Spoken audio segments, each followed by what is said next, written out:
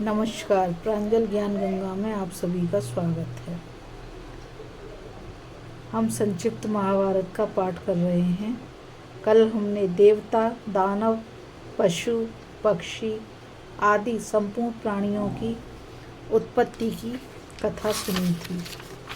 आज हम देवता, दानव आदि का मनुष्यों के रूप में अंशावतार और कर्ण की उत्पत्ति की कथा सुनेंगे। तो चलिए कथा प्रारंभ करते हैं। बोल विष्णु भगवान की जय। वैशंपायन जी कहते हैं, जन्मेजय, अब मैं यह वर्णन करता हूँ कि किन किन देवता और दानवों ने किन किन मनुष्यों के रूप में जन्म लिया। दानवराज विप्रचित्ति जरासंध और हिरण्यकश्यप शिशुपाल हुआ था। श्रहलाद शल्य और अनुलाद धृष्टकेतु हुआ था। शिवी दैत्य ध्रुम राजा के रूप में और वाशकल भगदत्त हुआ था। कालनेमी दैत्य ने ही कंस का रूप धारण किया था। भरद्वाज मुनि के यहाँ बृहस्पति जी के अंश से द्रोणाचार्य अवतीर्ण हुए थे। वे श्रेष्ठ धनुर्धर, उत्तम शास्त्रवेता और परम तेजस्वी थे। उनके यहाँ महादेव, यम, काल और क्रोध के सम्मिलित अंश से भयंकर अश्वत्थामा का जन्म हुआ था। वशिष्ठ ऋषि के शाप और इंद्र की आज्ञा से 8 वसु राजर्षि शांतनु के द्वारा गंगा जी के गर्भ से उत्पन्न हुए थे। उनमें सबसे छोटे भीष्म थे। वे कौरवों के रक्षक, वेदवेत्ता, ज्ञानी और श्रेष्ठ वक्ता थे। उन्होंने भगवान परशुराम से युद्ध किया था। रुद्र के एक गण ने कृपाचार्य के रूप में अवतार लिया था। द्वापर युग के अंश से शकुनी का जन्म हुआ था। मरुदगण के अंश से वीरवर, सत्यवादी, सात्यकी, राजर्षि द्रुपद, कृतवर्मा और विराट का जन्म हुआ था। अरिष्ट का पुत्र हंस नामक गंधर्वराज धृतराष्ट्र के रूप में पैदा हुआ था और उसका छोटा भाई पांडु के रूप में। सूर्य के अंश धर्म ही विदुर के नाम से प्रसिद्ध हुए थे। कुल कलंक दुरात्मा दुर्योधन कलयुग के अंश से उत्पन्न हुआ था। उसने आपस में बैर की आग सुलगाकर पृथ्वी को भस्म किया। पुलस्त वंश के राक्षसों ने दुर्योधन के 100 भाइयों के रूप में जन्म लिया था। धृतराष्ट्र का वह पुत्र जिसका नाम युयुत्सु था, वेश्या के गर्भ से उत्पन्न एवं इनसे अलग था। युधिष्ठिर धर्म के भीमसेन, वायु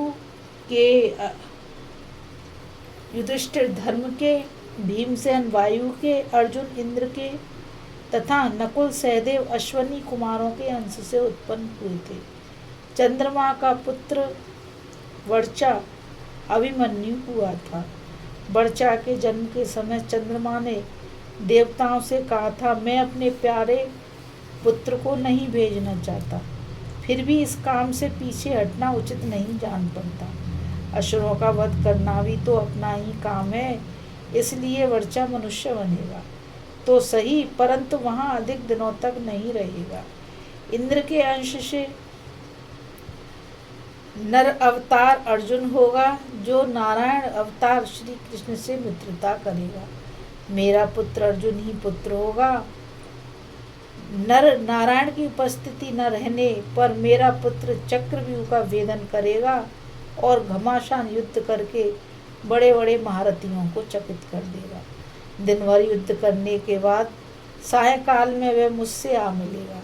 इसकी पत्नी से जो पुत्र होगा वही कुरुकुल का वंशधर होगा। सभी देवताओं ने चंद्रमा की इस उक्ति का अनुमोदन किया। जन्मेजय, वहीं आपके दादा अभिमन्यु थे। अग्नि के अंश से धृष्टद्युम्न और राक्षस के अंश से शिखंडी का जन्म हुआ था। विश्व देवगण द्रौपदी के पांचों पुत्र प्रतिविंध्य, सुतसोम, श्रुतकीर्ति, शतानिक और सुतसेन के नाम से पैदा हुए थे। वसुदेव के पिता का नाम सूरसेन था। उनकी एक अनुपम रूपवती कन्या थी जिसका नाम था प्रथा। सूरसेन ने अग्नि के सामने प्रतिज्ञा की थी कि मैं अपनी पहली संतान अपनी बुआ के संतानहीन पुत्र कुंती भोज को दे दूंगा। उनके यहाँ पहले प्रथा का ही जन्म हुआ था, इसलिए उन्होंने उसे कुंती भोज को दे दिया। जिस समय प्रथा छोटी थी, अपने पिता कुंती भोज के पास रहती और अतिथियों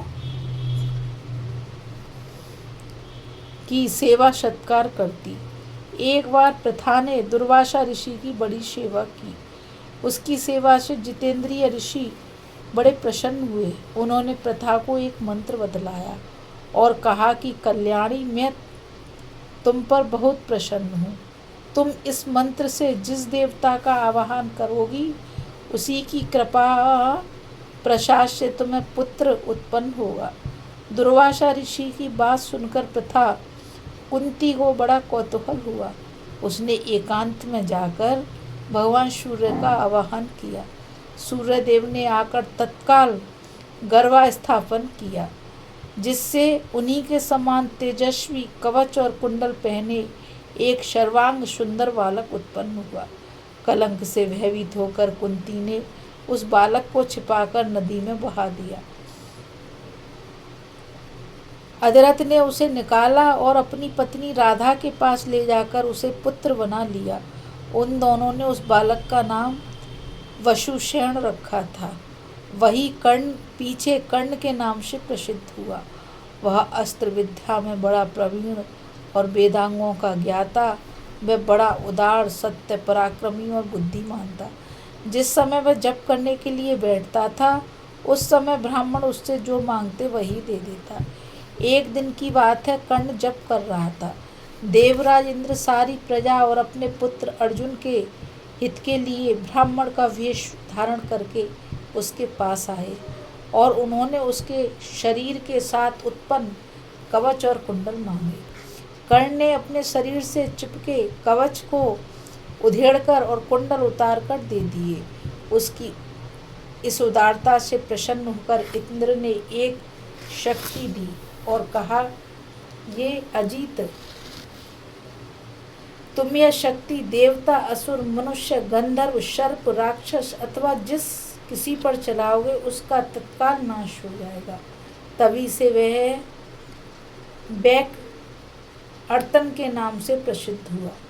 वह श्रेष्ठ योद्धा, दुर्योधन का मंत्री, सखा और श्रेष्ठ महापुरुष था और सूर्य के अंश से उत्पन्न हुआ था।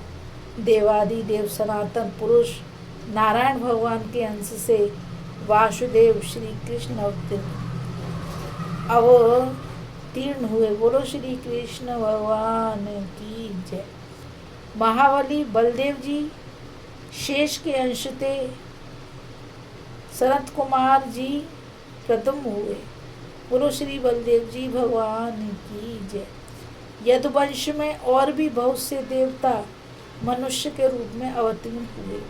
इंद्र के आज्ञा अनुसार अप्सराओं के अंश से 16,000 स्त्रियां उत्पन्न हुई थीं। राजा भीष्म की पुत्री रुक्मिणी के रूप में लक्ष्मी जी और द्रौपदी के यहाँ यज्ञ कुंड से द्रौपदी के रूप में इंद्राणी उत्पन्न हुई थी।